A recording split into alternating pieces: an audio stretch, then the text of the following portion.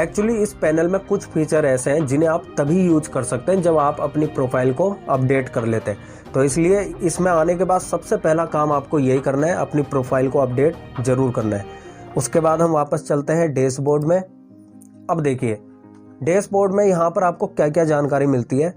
इस वक्त आपके पास कितने कॉन्टैक्ट्स हैं, कॉन्टैक्ट्स मतलब कितने कस्टमर्स के जो है ईमेल आईडीज आपके पास है, तो वो यहाँ पर शो हो रही है।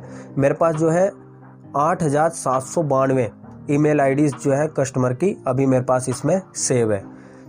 टोटल टेम्पलेट्स मैंने कितने बनाए हैं, जैसे कि हम किसी को ईमेल भेजते हैं तो एक तो देखिए नॉर्मल ईमेल होता है जिसमें हम बस टेक्स्ट लिखते हैं, लेकिन एक होता है कि हम उसे एक प्रोफेशनल मैनर में एक पूरा जो है फॉर्मेट तैयार करके उस ईमेल को सेंड करते हैं, जिससे कि वो बहुत ज़्यादा इम्प्रेसिव भी लगता है और बहुत ज़्यादा इफ़ेक्टिव भी होता है, वो काफ़ी प्रोफेशनल लगता है।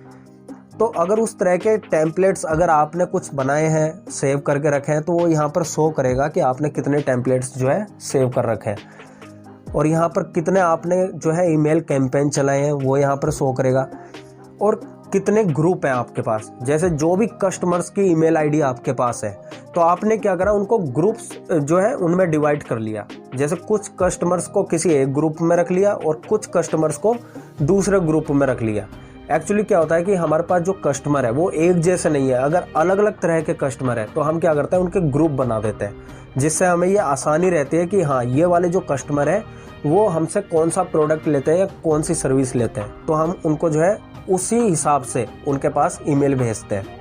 अब देखिए यूनिक सब्सक्राइबर्स, मतलब जैसे मान लो आपके पास किसी एक ग्रुप में 10 ईमेल आईडीज है और दूसरे ग्रुप में 20 ईमेल आईडीज है, तो जो ऐसी ईमेल आईडीज है जो सिर्फ एक ही ग्रुप में, जो दोनों में कॉमन नहीं है, वो यहाँ पर शो होगी। ईमेल इन ड्राफ्ट, अगर कुछ आपके ऐसे ईमेल्स हैं जो कि अभी सेंड नहीं हुए तो वो यहाँ पर शो करेगा कि कितने ईमेल आपके अभी ड्राफ्ट में। अब देखिए यहाँ पर जो ये आ रहा है 90 डेज, इसका मतलब कि 90 डेज में अभी तक आपके जो है कितने ईमेल्स सेंड हुए हैं, आपके कितने ईमेल्स को जो है देखा गया है, उनके साथ अगर आपने कोई लिंक अटैच करके भेजा था तो उस लिंक पर कितने लोगों ने क्लिक किया है, वो भी यहाँ पर ये बता देता है। तो इस तरह की ये सारी जानकारी आपको यहाँ देखने को मिल जाती है। अगर आपको कोई नया कैंपेन चलाना है, कोई नया कॉन्टैक्ट ऐड करना है, मतलब किसी की ईमेल आईडी ऐड करनी है, कोई नए तरह का टेम्पलेट बनाना है, तो वो सारा काम भी आप यहीं से जो है डायरेक्ट कर सकते हैं। अब देखिए हम चलते हैं इसमें, जैसे मान लो हमें किसी को ईमेल भेजना है तो उसके लिए हम जाएंगे यहाँ पर ईमेल बॉक्स। इस पर जब आप क्लिक करोगे तो कुछ इस तरह के 2 ऑप्शन आपके सामने आएंगे, तो हम इसमें जाएंगे कंपोज ईमेल में। अब जैसे ये कंपोज ईमेल ओपन होगा तो यहाँ पर देखिए ऊपर आपको ये जो है 5 मेन्यू नज़र आएंगे, जैसे setup, design, contacts, personalise, confirm. अब देखिए सेटअप का क्या मतलब है, जब भी हम किसी को ईमेल भेजते हैं तो जो सबसे शुरुआती जानकारी हमें इसमें फिल करनी है वो काम यहाँ से होगा। जैसे कि ईमेल भेजने वाले का नाम, मतलब अगर आप ईमेल सेंड कर रहे हैं तो आपका नाम या आपकी कंपनी का नाम आपको यहाँ पर एंटर करना है। जैसे मान लो किसी को मैं ईमेल भेज रहा हूँ तो यहाँ पर मैं अपना नाम एंटर करूँगा, राजकुमार। सेंडर एड्रेस, यहाँ पर आपकी उस ईमेल आईडी वो ऑटोमेटिकली यहाँ पर वो ईमेल आईडी आ जाएगी जिस ईमेल आईडी से कस्टमर्स को जो है मेल भेजे जाएंगे। तो यहाँ पर ये मेरी ईमेल आईडी शो कर रही है। इसके बाद रिप्लाई टू एड्रेस में भी यही ईमेल आईडी रहेगी कि मुझे रिप्लाई भी वापस इसी पर चाहिए।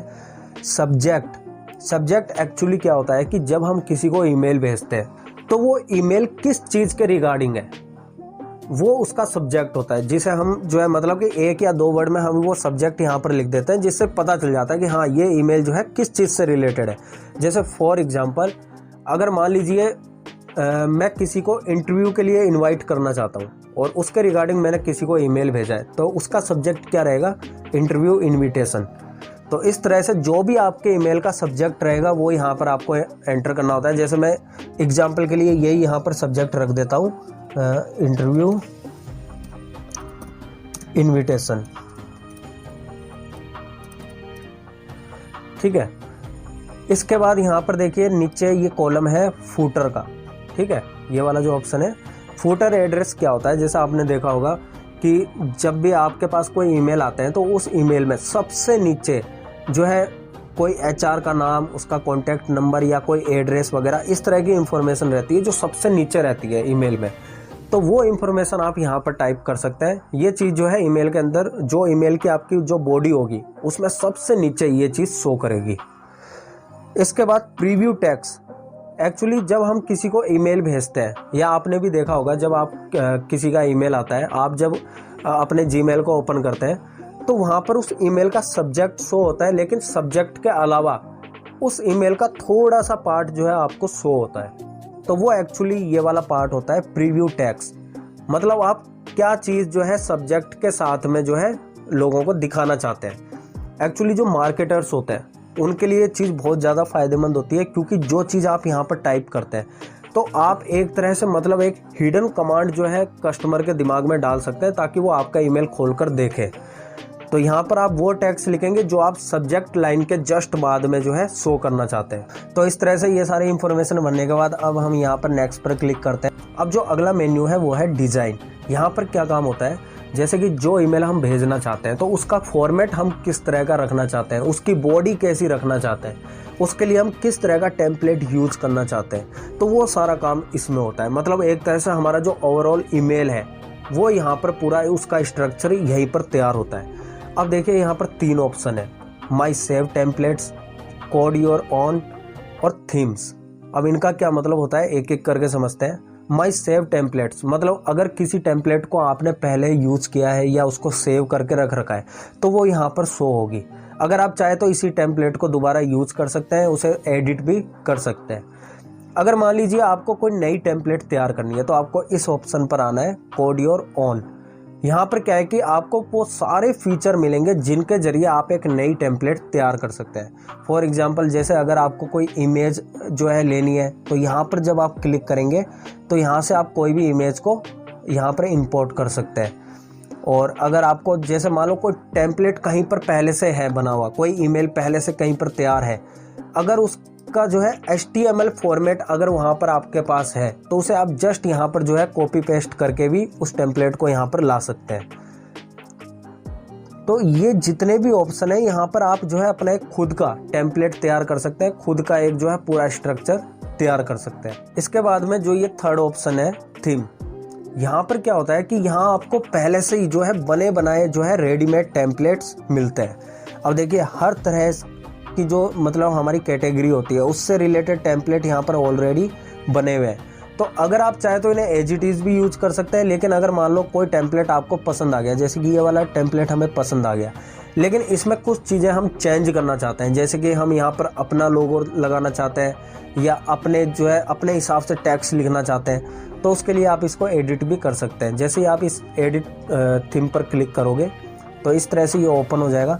अब यहाँ पर देखिए जैसे कि यहाँ पर ये वाली इमेज है, इस इमेज को मैं हटाना चाहता हूँ तो इसे मैं यहाँ से डिलीट करके कोई दूसरी इमेज यहाँ पर लगा सकता हूँ। इस जगह पर मैं अपना जो है लोगो लगा सकता हूँ और ये जो भी टेक्स्ट है इसे हम एडिट कर सकते हैं। अब देखिए यहाँ पर एक और कमाल का ऑप्शन है, जैसे कि यहाँ पर लिखा है वॉच ऑन यूट्यूब। ये एक तरह का बटन है, मतलब अगर मान लीजिए कि कोई यूट्यूब वीडियो है, उसका लिंक अगर आप इसके साथ अटैच कर देते हैं तो क्या होगा कि जैसे ही लोग इस बटन पर क्लिक करेंगे तो वो डायरेक्ट आपके उस यूट्यूब वीडियो पर पहुंच जाएंगे। देखिए यहाँ पर ये लिंक जो भी आप अटैच करना चाहते हैं उस लिंक को आपको यहाँ पर एंटर करना होगा। उसके बाद वो लिंक इसके साथ अटैच हो जाएगा। जैसे ही लोग इस बटन पर क्लिक करेंगे तो डायरेक्ट उस वीडियो पर पहुँच जाएंगे। इसी के अलावा जैसे यहाँ पर भी देखिए एक बटन ये है क्लिक हियर। तो जैसे आपका कोई वेबसाइट का पेज है या कोई वेबसाइट है तो उसका लिंक भी यहाँ पर आप ऐड कर सकते हैं। जैसे ही लोग इस क्लिक हियर पर जो है मतलब क्लिक करेंगे तो वो आपके सीधे उस लैंडिंग पेज पर पहुँच जाएंगे। जैसे अगर मान लो आपको कोई रजिस्ट्रेशन करवाना है तो आप यहाँ पर उस पेज का लिंक जो है अटैच कर देंगे तो लोग सीधा उस रजिस्ट्रेशन फॉर्म पर पहुँच जाएंगे। अब इसके बाद जैसे मान लो मैं इसको कर देता हूँ यूज़ दिस, मैं इसी टेम्पलेट को यूज करना चाहता हूँ। अब हम आ गए नेक्स्ट मेन्यू में। अब देखिए अगला मेन्यू आ जाता है कॉन्टैक्ट्स। यहाँ पर क्या काम होता है कि जो हम ये ईमेल तैयार कर रहे हैं, ये ईमेल भेजना किन है, वो चीज़ हमें यहाँ पर बतानी होती है। अब देखिए जैसे कि यहाँ पर सबसे पहले क्या दिखा रहा है, ग्रुप नेम। अब ये ग्रुप क्या होता है, जैसे मान लो मेरे पास 10,000 जो है कस्टमर है, लेकिन उनमें से आधे कस्टमर जो है वो मुझसे कोई और सर्विस लेते हैं और बाकी के आधे कस्टमर जो है वो कोई और सर्विस लेते हैं। तो मैंने क्या किया कि उनके ग्रुप बना दिए। आधे कस्टमर को अलग ग्रुप में रख दिया और आधे कस्टमर को अलग ग्रुप में रख दिया। तो यहाँ पर ये हमसे पूछ रहा है कि जो ये मेल आप जो है सेंड करना चाहते हो तो ये किस ग्रुप के लोगों को सेंड करना है। तो यहाँ पर एक्चुअली अभी मेरे पास एक ही ग्रुप मैंने बना रखा है जिसका नाम है माई डिफ़ॉल्ट लिस्ट। तो यहाँ पर मैंने इसको सेलेक्ट कर लिया। ठीक है, अब देखिए अगर इसके आगे जो ये लिखा है all subscribers on group list, अगर मैं इसे ही सेलेक्ट करके रखता हूँ तो क्या होगा, ये ईमेल उन सभी कस्टमर के पास चला जाएगा जो भी इस ग्रुप के अंदर ऐड है, जिनकी ईमेल आईडीज इस ग्रुप में ऐड है। लेकिन मैं चाहता हूँ कि जो ये ग्रुप है इसके अंदर भी मैंने और छोटे छोटे ग्रुप बना दिए जिन्हें हम कहते हैं टैग। ठीक है, जैसे मेरे पास मान लो ये 5000 कस्टमर्स का ग्रुप था, तो मैंने क्या करा, उनमें से हजार कस्टमर के जो है 5 टैग बना दिए, उन्हें हम छोटा ग्रुप भी कह सकते हैं। इसको हमने डिवाइड कर दिया 5 हिस्सों में। तो अब मैं चाहता हूं कि ये इस ग्रुप के सभी कस्टमर के पास में ना जाए, बल्कि इसका कोई एक पर्टिकुलर टैग, एक पर्टिकुलर छोटा सा जो इसका डिवीजन है सिर्फ उसी कस्टमर्स के पास में जाए। तो यहाँ मैं क्या सेलेक्ट करूँगा, टैग्स। अब देखिए टैग सेलेक्ट करने के बाद ये हमसे पूछेगा कि भैया टैग भी कौन सा वाला सेलेक्ट करना है। हमने मतलब इस ग्रुप के अंदर भी जो छोटे छोटे हिस्से बनाए हैं तो उसमें से किस हिस्से को हमें सेलेक्ट करना है। इन सब के नाम यहाँ पर आ जाएंगे, जो भी हमारे टैग्स के हमने नाम जो सेव कर रखे हैं वो नाम यहाँ पर आ जाएंगे। इसके अलावा जैसे मान लो कि आप जो ये ईमेल है ये किसी ग्रुप को नहीं भेजना चाहते, किसी जो है टैग को नहीं भेजना चाहते, मतलब उस छोटे ग्रुप को भी नहीं भेजना चाहते, आप किसी सिंगल कस्टमर को ये ईमेल सेंड करना चाहते हैं, तो आपको क्या करना है, जैसे यहाँ जाएंगे सेलेक्ट एक्शन पर और यहाँ पर ऐड सिंगल कॉन्टैक्ट, इस पर आप जाएंगे। अब यहाँ पर देखिए सबसे पहले तो आपको उसका एक कोई भी टैग का जो है आपको नाम देना होगा, कुछ भी नाम दे दीजिए उसको। टैग का मतलब आप समझ गए होंगे कि हम ग्रुप के भी जो छोटे छोटे ग्रुप बना देते हैं उन्हें हम टैग्स कहते हैं। तो यहाँ पर आप एक कुछ भी नाम दे सकते हैं, जैसे मैंने यहाँ पर नाम दिया है सिंगल। ठीक है, और यहाँ पर मैंने एक ये ईमेल आईडी जो है ये वाली, ये यहाँ पर मैंने एंटर करी है और फर्स्ट नाम सेकंड नाम मैंने यहाँ पर दे दिया है। और इसके बाद आपको ये टिक लगाने हैं दोनों पर यहाँ पर, और उसके बाद सेव। तो इस तरह से आप जो है सिंगल ईमेल आईडी यहाँ पे ऐड कर सकते हैं। लेकिन देखिए अगर जो आपके एग्जिस्टिंग कॉन्टैक्ट्स हैं, जो पहले से ही आपके पास ग्रुप में या किसी टैग्स में जो ईमेल आईडीज़ हैं, तो उन्हें आपको दोबारा अपडेट करने की ज़रूरत नहीं पड़ती है। ठीक है, आपको अपने एग्जिस्टिंग कॉन्टैक्ट्स को दोबारा अपडेट करने की ज़रूरत नहीं है। और इसके बाद अब नेक्स्ट। और अब देखिए यहाँ पर एक चीज़ और बता देता हूँ, अगर मान लो आपको जो है मल्टीपल ईमेल आईडीज़ ऐड करनी है तो वो काम भी यहाँ से आप कर सकते हैं। अगर मान लो आपके कस्टमर की जो ईमेल आईडीज़ है वो आपके पास कोई एक्सेल फाइल में जो है सेव करके रखी हुई है, तो आपने क्या किया, वहाँ से उन ईमेल आईडीज़ को कॉपी कर लिया और उसके बाद आपको यहाँ जाना है कॉपी पेस्ट ईमेल्स पे। अब यहाँ पर देखिए यहाँ पर जो है पूछ रहा है टैग, तो जो आपने ग्रुप के पहले से टैग्स बने हुए हैं तो उनमें से आपको किसी एक टैग को सेलेक्ट करना है कि आप जो ये ईमेल आईडीज़ है इनको कौन से टैग में जो है ऐड करना चाहते हैं। तो आपको यहाँ पर टैग सेलेक्ट करना है। उसके बाद जो आपने कॉपी किए हैं वहाँ से ईमेल आईडीज़ उनको यहाँ पर पेस्ट करना है और उसके बाद डायरेक्ट ये टिक लगा देना है आपको, ये दोनों यहाँ पर और यहाँ पर, और उसके बाद सेव करना है। तो वो जो भी ईमेल आईडीज़ होगी जितनी भी, वो सारी यहाँ पर ऐड हो जाएगी। ठीक है, उसका जो भी आपने टैग का नाम दिया होगा वो टैग यहाँ पर शो करेगा। जब आप यहाँ पे क्लिक करोगे तो यहाँ पर उसका नाम शो करेगा। ठीक है, और देखिए यहाँ पर अगर मान लो जैसे आपके पास कोई फाइल, आप डायरेक्ट किसी फाइल को ही अपलोड करना चाहते हैं जिसमें आपने जो है ईमेल कस्टमर के जो है सेव करके रख रखे हैं, तो आप जो है उस फाइल को भी डायरेक्ट यहाँ से इस पैनल पर अपलोड कर सकते हैं। अब देखिए यहाँ पर हम दबाते हैं नेक्स्ट। अब अगला जो ऑप्शन आ जाता है वो है पर्सनलाइज। पर्सनलाइज का मतलब है कि जब आप किसी पर्टिकुलर कस्टमर को कोई ईमेल सेंड करते हैं तो आप उसका जो है नाम वगैरह इस तरह से उस ईमेल में शो कर सकते हैं कि उसको लगे कि हाँ ये ईमेल सिर्फ उसके लिए है। तो यहाँ पर जैसे अगर आप जाओगे इंसर्ट पर्सनलाइज पर, तो यहाँ पर देखिए फर्स्ट नेम लास्ट नेम, ये आपको इस तरह के ऑप्शन मिलेंगे। जैसे मैं इसको मान लो जो भी मेरा कस्टमर है तो उसको जो चीज़ मैं उसका नाम जहाँ पर शो कराना चाहता हूँ तो वो काम सारा यहाँ पर होगा। जो भी उसके लिए पर्सनलाइजेशन करना होगा वो सारा काम इस वाले मेन्यू में होगा। अब इसके बाद जैसे मैं नेक्स्ट कर देता हूँ, यहाँ से हमारा ईमेल हमने तैयार कर लिया। अब जो लास्ट मेन्यू आता है वो आता है कंफर्म। ये यहाँ पर शो कर रहा है कि ये देखिए कि हमने यहाँ पर एक ईमेल आईडी ऐड करी है जिसे ये ईमेल भेजा जाएगा। सब्जेक्ट हमने कुछ भी नहीं लिखा और ये राजकुमार नाम से जो है सेंड होगा, इस ईमेल आईडी से सेंड किया जाएगा। तो ये सारा कुछ यहाँ पर ये शो करेगा। इसके बाद जैसे ही आप अगर सेंड ईमेल पर करोगे, जैसे आप ये सेंड ईमेल पर क्लिक करोगे तो ये ईमेल सेंड हो गया, योर ईमेल सेंड सक्सेसफुली। ठीक है, तो ये पूरा प्रोसेस है ईमेल सेंड करने का। अब देखिए यहाँ पर जो ये दूसरा ऑप्शन था हमारे पास, यहाँ पर ईमेल बॉक्स में, जैसे हम पहले ईमेल बॉक्स में आए थे, यहाँ पर दो ऑप्शन थे, compose email, draft email. Compose email में हमने क्या करा, पूरा ईमेल तैयार करके उसको जो है सेंड करने का पूरा प्रोसेस इसमें होता है। उसके बाद जो ये ड्राफ्ट का ऑप्शन है, यहाँ पर क्या है कि आपके जो भी ऐसे ईमेल है जो कि सेंड नहीं हो पाए हैं किसी भी कारण से, तो वो यहाँ पर शो होते हैं कि आपके ये ईमेल हैं जो कि अभी तक सेंड नहीं हुए हैं, तो वो एज ए ड्राफ्ट यहाँ पर रहते हैं। अब इसके बाद में ये देखिए यहाँ पर है ये ऑप्शन एक रिपोर्ट्स। रिपोर्ट्स में क्या होता है कि जैसे मान लो मैंने ईमेल रिपोर्ट पर क्लिक करा, आपको जो भी एनालिटिक्स चेक करना है वो सारा काम इसी में होगा, रिपोर्ट्स में। ठीक है, हर चीज़ के लिए अलग अलग ऑप्शन दे रखे हैं। अब जैसे हमने क्लिक करा है ईमेल रिपोर्ट पर, अब यहाँ पर हम ये जो है डेट डाल सकते हैं कि हमें किस तारीख से किस तारीख तक की रिपोर्ट चेक करनी है। अब यहाँ पर ये सब कुछ शो करेगा कि जो है इस तारीख के बीच में जो है, मतलब इस टाइम पीरियड में कितने ईमेल भेजे गए हैं, किस ईमेल आईडी से भेजे गए हैं, कौन कौन से कैंपेन चलाए गए हैं, तो वो सारी रिपोर्ट जो है यहाँ पर शो करेगा। जैसे यहाँ पर देखिए एक ऑप्शन ये भी है लिंक क्लिक्स। अगर मान लो मेरे ईमेल के अंदर मैंने कोई लिंक भी जो है भेजा था, तो उस लिंक पर कितने लोगों ने क्लिक करा, तो वो चीज़ भी जो है यहाँ पर शो करता है। अब अगला ऑप्शन आता है कॉन्टैक्ट्स एंड ग्रुप।